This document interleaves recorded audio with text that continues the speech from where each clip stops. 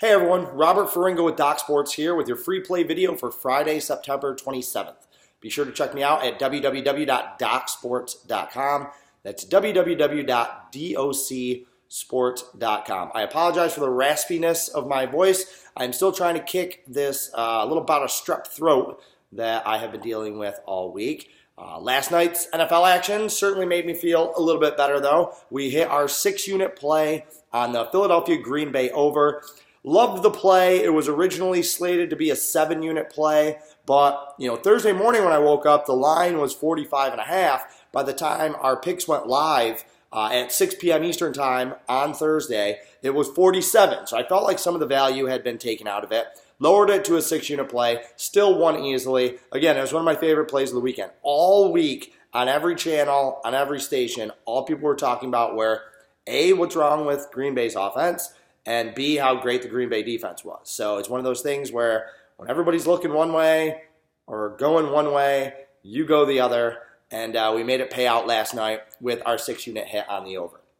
We are now 17-6 with our last 23 NFL plays. It was only a matter of time. We're on a plus 2,400 run since Sunday in football. So I feel good.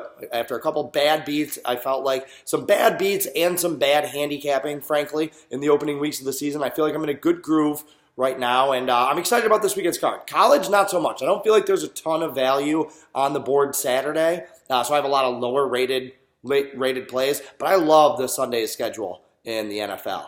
I think there's going to be some surprises. I think there's going to be some blowouts, but bottom line is I think there's going to be money to be made. So, yesterday was also a big day because we had my 8-unit MLB top total of the season.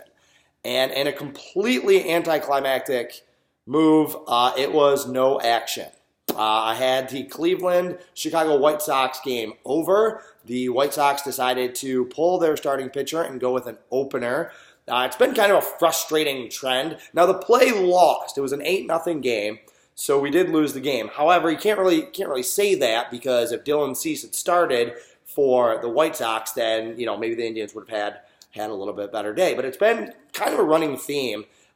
These openers, it's been happening throughout the season in baseball handicapping. This is why at Doc Sports, we always recommend to our clients to bet the games as listed pitchers. All right, you always bet listed pitchers so it will protect, as opposed to action, so it'll protect you from this type of last-minute change. But it's been happening a bunch throughout this season, more than any that I can ever remember. So that's going to be something to keep an eye on moving forward. But anyway, no action, 8-unit play in baseball. I'm passing today. I may pass again on Sunday. This final weekend of the baseball season is a mess. It's like week 17 in the NFL or the final day of the NBA regular season. 3/4 of the teams are not motivated at all, and they're out of the playoff race. So you just don't know what their effort level is going to be. Anyone that saw what happened in the Red Sox-Rangers game yesterday, the fiasco with Mike Minor and the strikeouts, if you don't know what I'm talking about, look it up because it's just kind of dumbfounding. But that right there is a perfect example of why I'm definitely going to be laying low this weekend in baseball. Let's wait. Let's save our ammunition for the postseason, which is right around the corner. Let's see what else. 7-unit NFL play on Sunday. That is the top play of the weekend for yours truly. I'm really excited about it. I think this game is going to be a bloodbath. I don't say that lightly. All handicappers think their top play is going to win by a million. I really feel really good about this one. Let's just leave it at that. All right, came here for a free play. Let's give you a free play. Our free play is to take the over 45, Oakland at Indianapolis. All right, I think the Raiders. This is a really interesting game for me. All right, I actually took the Raiders this week in my rated plays. And the line movement today, we got a heavy reverse line movement. The majority of the action in this game is coming down in Indianapolis. The books are actually, as we speak, as I'm recording this, the books are moving the line off of a 7 down to a 6.5. That's a major red flag right there. When I released it, I was on the Raiders early. We got it at 7, and my clients got it at 7. They're in desperation mode, okay? They're 1-2 right now, and the Raiders aren't going to the playoffs this year. They're not a particularly good team. They're probably headed to another 6-10 season because of the issues on their roster as well as their extraordinarily difficult schedule, okay?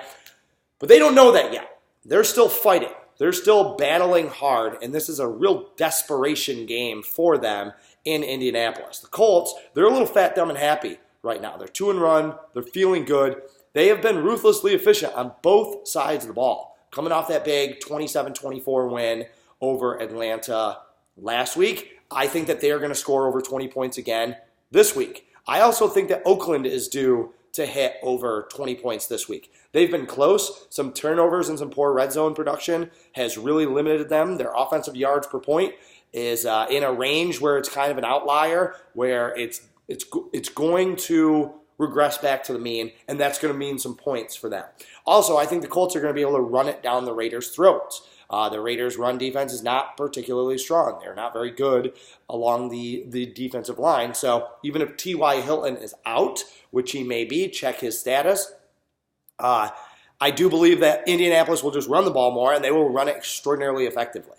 So I think that this is going to be a little bit of a shootout. I do see both teams scoring over 20 points. That will put us at around this number. I think it gets over. The over's 4-1 in Oakland's last 5 road games. Again, a lot of that is just their defense isn't very good. When they don't have that extra jolt of the home crowd, they can be exposed even more. So take over 45, Oakland at Indianapolis. That's it. Have a great weekend. I will be back on Monday with my next free play video. I'll have videos all of next week, Monday through Friday. In the meantime, again, go to www.docsports.com, docsports.com.